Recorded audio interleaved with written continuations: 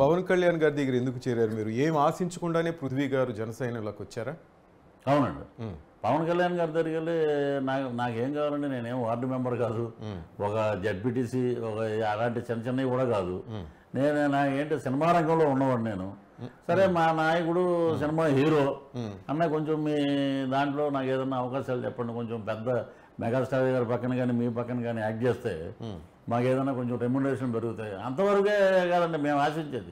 మేమేమనుకుంటాం, నేను అంతకుమించి నేను ఏం అడగనండి. నేను అది కూడా నేను అసలు అడగను. అసలు వాళ్ళే నన్ను పిలిచి ఇస్తారండి అవకాశాలు. మీరు టాలెంటెడ్, మిమ్మల్ని ఎవరు కాదనరు. ఇప్పుడు సినిమా పరంగా వస్తే నేను వైఎస్ఆర్సీపీకి వెళ్ళి వచ్చాక నన్ను ఆదుకుంది కూడా చలనచిత్ర పరిశ్రమ. నేను కోవిడ్లో ఉన్నప్పుడు కూడా నేను అప్పుడు పదవిలోనే ఉన్నా. అక్కడ నాకు బెడ్ లేదండి. నేను పార్టీలో కీలకమైన పోస్టులో ఉన్నవాడికి బెడ్ లేదు.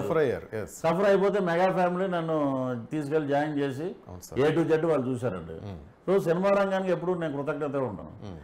అదే సినిమా రంగం ఎంత ట్రోల్ చేసినా కూడా మెగా అభిమానులు వీళ్ళందరూ ఏం చేశారంటే, పృథ్వీ అన్న వచ్చేసాడు బ్రహ్మాండం అదంటే చేర్చుకున్నారు. ఆపోజిట్ వాళ్ళు ఏం చేస్తారంటే, ఇది భజన భజన అంటే నేను భజన అనుకున్నా ఏమనుకున్నా మెగాస్టార్ గారి మైండ్ సెట్ నేను అలవాటు చేసుకున్నానండి. ఆయన పట్టించుకోడు ఇవన్నీ. సో నాకు ఏమైంది, కళాంతలు అందరినీ సంకనెత్తుకుని నడిపిస్తే నా చేయి పట్టుకుని నన్ను నడిపించిందండి. నేను ఈ సంవత్సరం నేను డైరెక్టర్ అయ్యాను సొంతంగా ఒక సినిమాకండి. ఇప్పుడు తమిళ్లో చాలా బిజీగా ఉన్నాను. త్వరలోనే రజనీకాంత్ గారితో కూడా సినిమా చేసే అవకాశం వచ్చింది. సో ఇక్కడ తెలుగులో బిజీగా ఉన్నాం. అటు రాజకీయంగా మా మెగాస్టార్ గారిని కలిసారా? కలిశానండి. ఇప్పుడు తర్వాత మొన్న పద్మవిభూషణ్ వచ్చాక కూడా నేను దగ్గరికి వెళ్ళాను.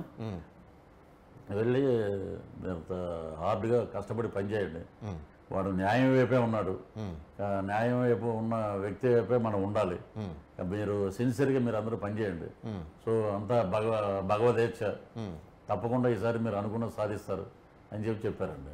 అది చాలా ఆనందాన్ని ఇచ్చింది మొత్తం. నేను అన్ని ఊర్లలో ఇదే మాట చెప్తున్నా, అన్నయ్య ఆశీస్సులు ఎప్పుడు తమ్ముడి మీదే ఉంటాయి. మన పార్టీకి అద్భుతంగా ఉంటుంది వరం. అటు చంద్రబాబు నాయుడు గారు కూడా అద్భుతంగా ఆయన కూడా మాట్లాడారు నాతోటి. You are a white paper they used అన్నారండి ఆయన, పేపర్ చూపించి. వైట్ తెల్లకాగితం లాంటి నేను యూజ్ చేసుకున్నారు. సో గతం గత అది వదిలేసేయండి. నువ్వు అద్భుతంగా మరలా ఎక్కడో మైకు పట్టుకుని నువ్వు ప్రభుత్వ విధానాల మీద మాట్లాడు, ఇప్పుడు అదే మైకు మన పార్టీ కోసం పట్టుకుని నువ్వు ఎండగట్టే విధంగా మాట్లాడడం, దాన్ని తగ్గట్టు నేను ప్రచారానికి సంబంధించి పాటలు, నృత్య రూపకాలు, స్ట్రీట్ ప్లేస్ అండి, ఇవన్నీ జరుగుతున్నాయి ప్రెజెంట్ మొత్తం అండి. గుడ్. ఇవన్నీ మంగళగిరి ఆఫీసులో రిహార్సల్ జరుగుతాయి, త్వరలో నోటిఫికేషన్ రాగానే. సో మా బృందం మొత్తం ఇంకా ఊరు తిరుగుతాయి, ఊరు వెళ్ళిపోద్దండి. ఇంకా ఎక్కడా ఆగం పోయాం. తిండి పెట్టినా పెట్టకపోయినా ఎండకి మాడినా మా ప్రోగ్రాం మటుకు వెళ్తానే ఉంటుందండి జనాల్లోకి.